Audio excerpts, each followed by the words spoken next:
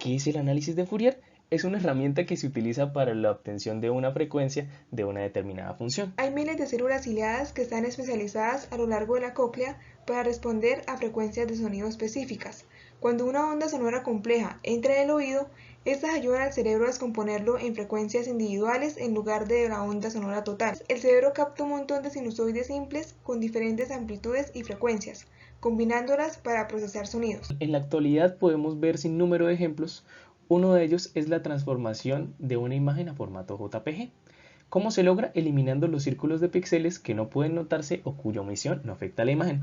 Otra es en una aplicación muy famosa. Sí, correcto, Shazam. El principio de Shazam es muy sencillo porque él utiliza el análisis de Fourier para tomar fracciones de onda de la canción que queremos encontrar y comparándolo con su base de datos para darnos el nombre del sonido que queremos. ¿Quieres conocer más acerca del análisis de Fourier?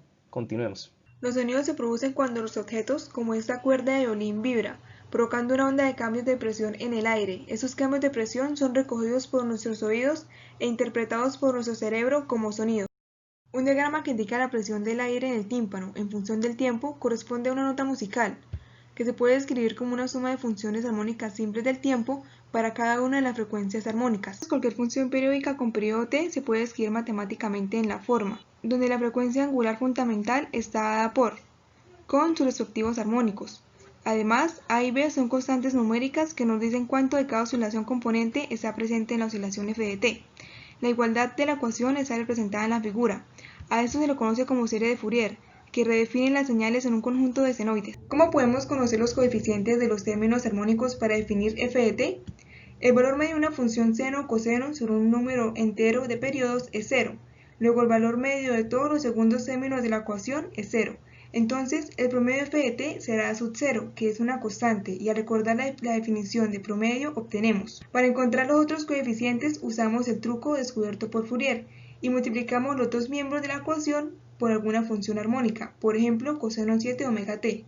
Promediemos ambos miembros. El promedio de este término sobre el tiempo t es proporcional al promedio de un coseno sobre 7 periodos enteros, pero esto es 0 al igual que casi todos los términos restantes.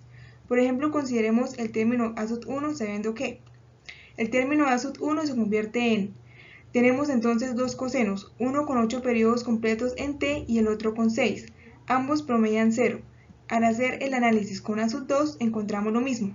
Queda claro que todos los términos en A tendrán un promedio 0, excepto uno, y este es el término A sub 7. Para él tenemos el coseno de 0 es 1 y su promedio naturalmente es 1, por lo que resulta que el promedio de todos los términos en A de la ecuación está dado por. Cuando multiplicamos por cualquier término en coseno, tal como coseno n omega t, hallamos los términos en B siguiendo el mismo método. Si queremos llegar al siguiente resultado, se multiplica la ecuación por seno 7 omega t y promediamos ambos lados. Que la serie de Fourier expresa una curva recurrente como la suma de curvas sinusoidales, como lo pudimos observar en el ejemplo particular. Si queremos definirlo de una manera más general para el tercer término, segundo término o el término que nosotros necesitemos, partiremos de que las funciones seno y coseno son perpendiculares entre sí, pero no solamente estas funciones, ya que dos vectores unitarios serán perpendiculares entre sí si su resultado es el mismo. La forma compleja que dio Fourier se puede dar mediante la sumatoria, donde f de t será la función periódica que estamos intentando serializar para todo t que pertenezca en este caso desde el intervalo menos pi hasta pi, y nuestra a sub 0 será una constante, pero nosotros podremos definir esto para nuestro a sub n y nuestro e sub n de forma que hagamos un promedio de nuestras funciones periódicas. Podemos llegar a cualquier función aplicando la serie de Fourier.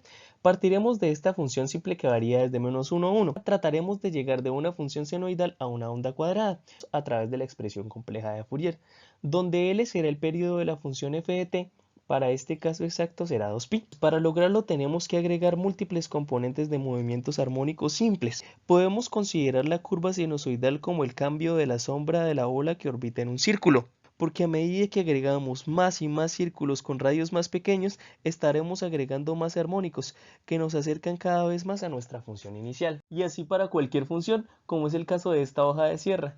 Primero definiremos su expresión compleja y a medida que agreguemos más armónicos nos acercaremos más a nuestra función inicial. ¿Cuál es el único inconveniente? Volvamos a la representación de la función cuadrada.